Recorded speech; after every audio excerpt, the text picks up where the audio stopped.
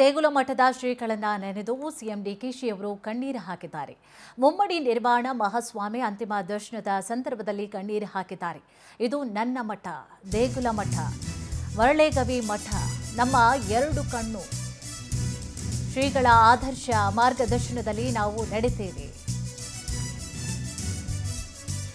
ಕಿರಿಯ ಶ್ರೀ ಜೊತೆ ಸೇರಿ ಮಠ ಅಭಿವೃದ್ಧಿಯನ್ನ ಮಾಡೋಣ ಅಂತ ಸಿಎಂ ಡಿಕೆಶಿ ಅವರು ಕಣ್ಣೀರು ಹಾಕಿದ್ದಾರೆ. ಕನಕಪುರದ ದೇಗುಲ ಮಠದ ಶ್ರೀಗಳನ್ನ ನೆನೆದು ಡಿಕೆಶಿ ಅವರು ಕಣ್ಣೀರು ಹಾಕಿದ್ದಾರೆ. ಮುಮ್ಮಡಿ ನಿರ್ಮಾಣ ಮಹಾಸ್ವಾಮಿ ಅಂತಿಮ ದರ್ಶನದ ಸಂದರ್ಭದಲ್ಲಿ ಕಣ್ಣೀರು ಹಾಕಿದ್ದಾರೆ.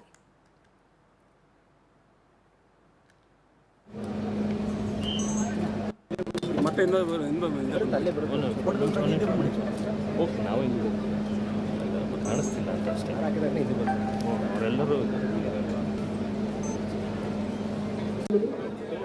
ಅಧ್ಯಕ್ಷಗಳು ಮುಂದಿನ ಪೀಳಿಗೆಗೆ ಸದಾ ಮಾರ್ಮಿಕವಾಗಿದೆ.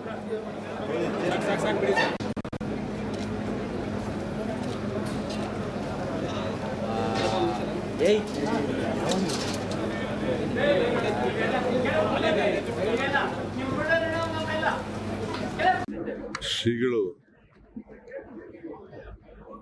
ನಮ್ಮ ಮುಮ್ಮಡಿ ನಿರ್ಮಾಣ ಶ್ರೀಗಳು ನಮಗೂ ನೂರಾರು ವರ್ಷಗಳ ಸಂಬಂಧ.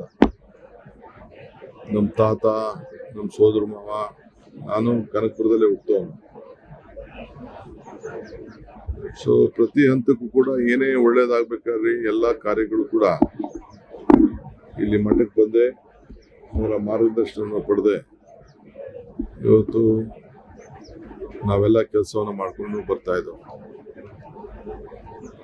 ಸೊ ಅವ್ರಿಗೂ ನಮಗೂ ಇರೋಂಥ ಸಂಬಂಧ ಬಹುಶಃ ಎಲ್ಲ ಕೂಡ ಇಡೀ ರಾಜ್ಯಕ್ಕೂ ಗೊತ್ತಿದೆ, ಈ ತಾಲೂಕು ಗೊತ್ತಿದೆ. ನಮ್ಮ ಜಿಲ್ಲೆಗೆ ಒಂದು ಆಧ್ಯಾತ್ಮಿಕವಾದಂಥ ದೀಪ. ಯಾವ ಗೊಂದಲಕ್ಕೂ ಕೂಡ ಅವರು ಭಾಗಿಯಾಗ್ತಿರ್ಲಿಲ್ಲ. ಅನ್ನ, ಅಕ್ಷರ, ಆಶ್ರಯ ಇವು ಮೂರನ್ನು ಕೂಡ ಪ್ರತಿ ಸಂದರ್ಭದಲ್ಲೂ ಸರ್ಕಾರ ಮಾಡೋಕ್ಕಿಂತ ಮುಂಚಿತವಾಗಿ ಸಿದ್ಧಗಂಗಾ ಮಠ ಮತ್ತು ಈ ಮಠ ಯಾವಾಗಲೂ ಕೂಡ ಈ ಭಾಗದಲ್ಲಿ ಮುಂದುವರಿಸ್ಕೊಂಡು ಬರ್ತಾ ಇತ್ತು.